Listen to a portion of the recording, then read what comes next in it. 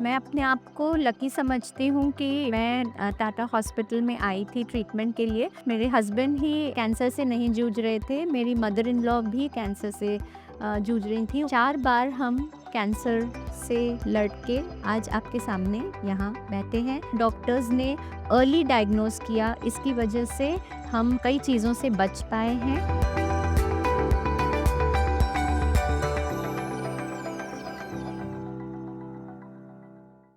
नमस्ते। This is cancer conversation. दिल से सीधी बात। कैंसर से लड़ाई सिर्फ पेशेंट की तो नहीं होती है, उनके साथ उनकी पूरी फैमिली रहती है। बट एक ऐसा इंसान होता है जो हर कदम पे उनके साथ खड़ा है, और वो इंसान है पेशेंट का केयर गिवर। आज हम ऐसे एक केयर गिवर से बात करने वाले हैं, डॉक्टर सुचिता एंड मिस्टर गगन, जो हमारे साथ शेयर करने वाले हैं उनकी स्टोरी, उनकी journey. Welcome to the show ma'am, thank you so much for joining us. आप अपने स्टोरी के बारे में और सर के डायग्नोसिस के बारे में हमें कुछ बताएं। Thank you Ankita first of all for having us. हमारी जर्नी 2014 में शुरू हुई थी, जब पहली बार ओरल कैंसर डायग्नोज हुआ था। तो वो छोटे से छाले से ही शुरुआत हुई थी और उसकी वजह से टंग की सर्जरी करनी पड़ी। उसके बाद चीक में वो छाला वापस आया, थोड़े सालों के बाद दूसरी सर्जरी करनी पड़ी। फिर पीक कोविड के टाइम और एक बार सर्जरी करनी पड़ी, तो 3 सर्जरी हम ने देखी हैं, लेकिन तीनों बार डॉक्टर्स ने अर्ली डायग्नोज किया, इसकी वजह से हम बहुत कई चीज़ों से बच पाए हैं और उसके बावजूद भी इनको बाद में लिम्फोमा भी डायग्नोज हुआ। सो 4 बार हम कैंसर से लड़ के आज आपके सामने यहाँ बैठे हैं, थैंक्स टू आवर डॉक्टर्स और हमारे सारे हॉस्पिटल की टीम, डॉक्टर्स, नर्सेस की वजह से हम यहाँ। My god, thank you so much. मैं इमेजिन नहीं कर सकती 4 टाइम्स बैटल करना। It must have taken a toll. So आपको कभी ऐसे लगा कि ये बहुत मुश्किल हो रहा है? सच बोलूँ तो कई बार लगा, लेकिन एक इंसिडेंट मैं बताना चाहूँगी कि जब घर में सिर्फ मेरे हस्बैंड ही कैंसर से नहीं जूझ रहे थे, मेरी मदर इन लॉ भी कैंसर से जूझ रही थी। उनका भी ट्रीटमेंट चल रहा था, उनकी कीमोथेरेपी के लिए मुझे हॉस्पिटल लेके आना पड़ता था और गगन भी हॉस्पिटल में एडमिट थे। तो दोनों के बीच में जगल करना, इनको भी देखना, उनको भी देखना, कभी-कभी मेरे लिए सच बोलो तो बहुत ज़्यादा हो जाता था। तब मुझे ऐसे लगता था कि मैं टूट रही हूँ, लेकिन वो ऑप्शन नहीं होता था और मुझे ताकत बस अपने आप मिल जाती थी कि मैं कर सकती हूँ ये। तो that was a moment which is difficult. हर कोई कहता है कि आप कितने स्ट्रांग हैं, घर पे 2 पेशेंट्स को साथ में हेल्प करना, उनका दोनों का ख़्याल रखना।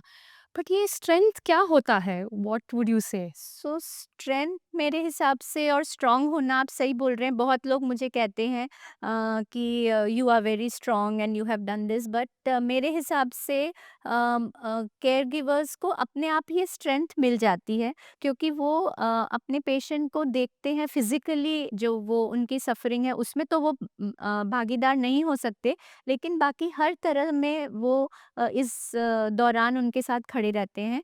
तो स्ट्रेंथ मेरे हिसाब से अ, सिर्फ हर दिन वापस वही काम करना, उसी को मैं स्ट्रेंथ कहूँगी। बार-बार अपने अंदर वो मोटिवेशन लाना कि मुझे आज फिर इसी तरह से केयर करनी है, इसी तरह से ये काम करने हैं जिससे बेनिफिट होए, उसको ही मैं स्ट्रेंथ कहूँगी।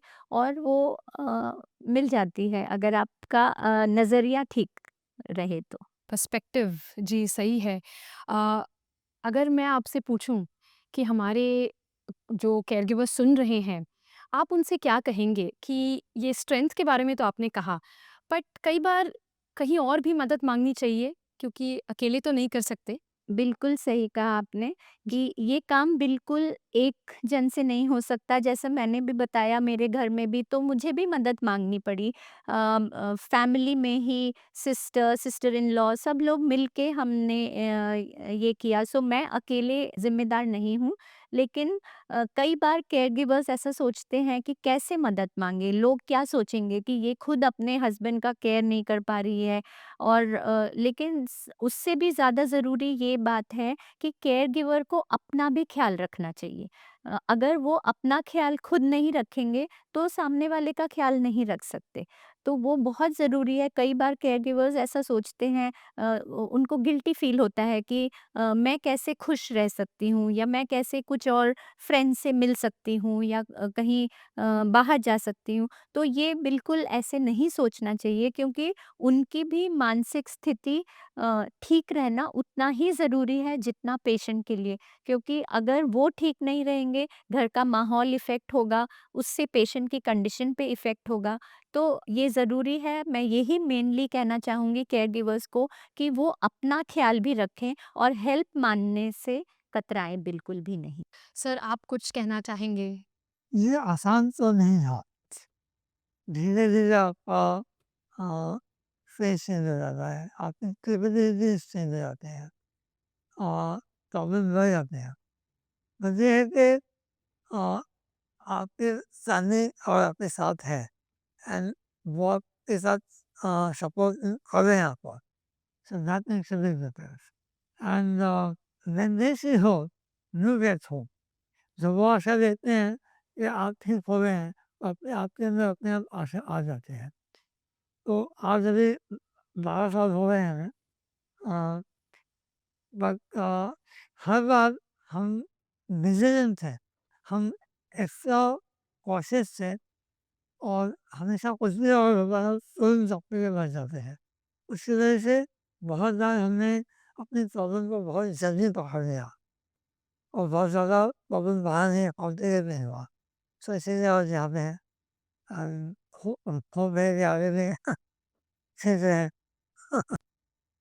आपको कभी ऐसा लगा कि ऐसे कोई सपोर्ट ग्रुप्स हैं जिनका आप हिस्सा बन सके? या ऐसे कोई सिचुएशंस हैं या रिसोर्सेज़ हैं हुँ। जो आपको नहीं मदद मिल सकी और वो अवेलेबल होने चाहिए हॉस्पिटल्स में आपकी मदद के लिए?